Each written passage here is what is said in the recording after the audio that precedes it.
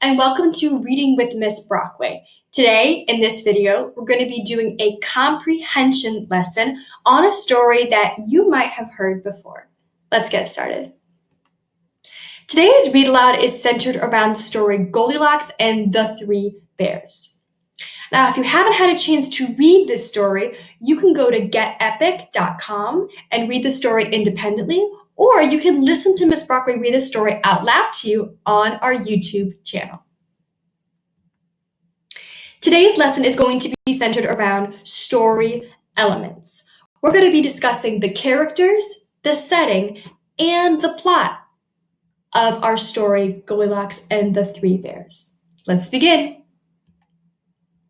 Now, since we're not together in our classroom right now, I'm going to need a little help from you at home. Is that okay? Awesome. You're going to need to make your own worksheet at home to record the story elements that we're going to be discussing today. You're going to need a blank piece of paper and a pencil. You can pause this video right now to go get your materials ready. Once you have your materials, you're going to lay out your blank piece of paper, and using your pencil, you're going to divide the paper into 4 squares.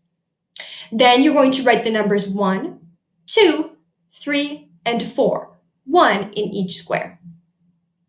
In box number 1, you're going to write your name and the date, so we know whose work this is and when you completed this work. In box number 2, you're going to write the word characters.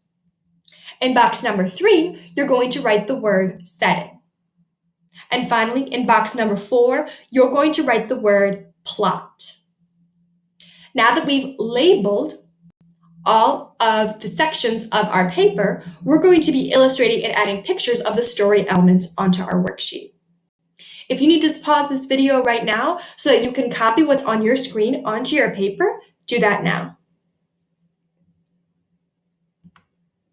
If you don't have a paper and pencil accessible to you at home, that's all right. You and I can be partners and we'll fill out this worksheet together.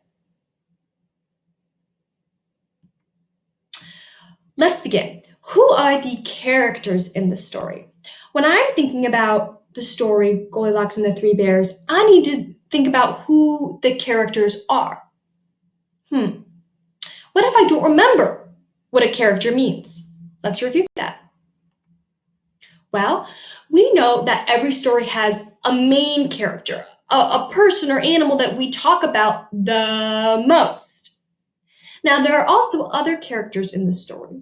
We might call these supporting characters because we don't talk about them the most, or we don't speak about them as much as the main character. These supporting characters are other people or animals in a story. When I'm thinking about Goldilocks and the Three Bears, who would the main character be in the story? Who do you think? Shout out your answer now. Yes, if you said Goldilocks, that is correct. She is the main character in the story because we talk about her the most, and her name is in the title of this story, so she's very important. But she's not the only character in the story. There are some supporting characters as well. Who are the supporting characters who also appeared in the story? Shout that out right now.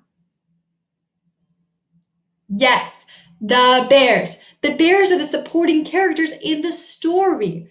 They were very important to the plot. Way to go. Kiss your brain. We are now going to add the characters onto our worksheet. Here's what your worksheet should look like right now. You're going to add a picture of the main character and the supporting characters onto your worksheet in box number 2. If you need to pause this video so you can take time to draw a detailed picture, do that now. Excellent. Now that we know who the characters are, we're going to move on to the setting. What is the setting? Pause. What if you don't remember what the setting is? That's okay. Let's review it right now. Well, a setting of a story is when and where a story takes place.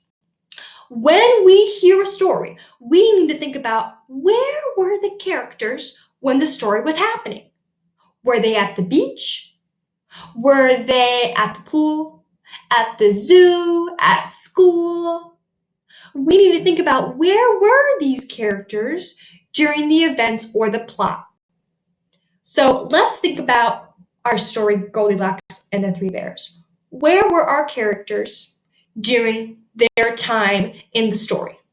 Were they at the beach, like this guy is here? Yes or no? What do you think? Now, they weren't at the beach like this guy. But where were they? Any ideas? The house. That's right. They were at the house. Goldilocks had come upon this big house when she was walking through the woods or the forest. Excellent. So the setting of our story would be the house in the woods. Excellent. Kiss your brain. We're now going to add a picture of our setting onto our worksheet. Go to box number 3, and I want you to draw the setting in that box. If you need to pause this video right now so that you can take time to draw a detailed picture, go ahead and do that. Now let's move on to the last story element we're going to be discussing, and that is the plot. Now that we know the characters, now that we know the setting, we have to discuss the events that happen in the story. What is the plot?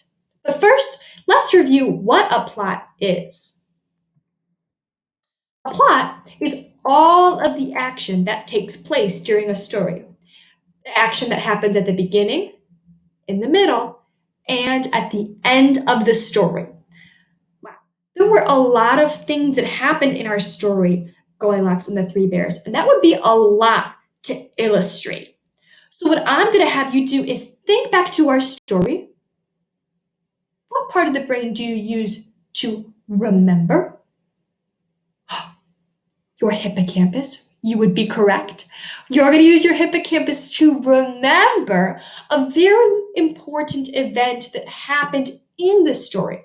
It could be from the beginning, it could be from the middle, or it could be from the end. But I want you to think about one important event that happened in the story, in the beginning, in the middle, or the end.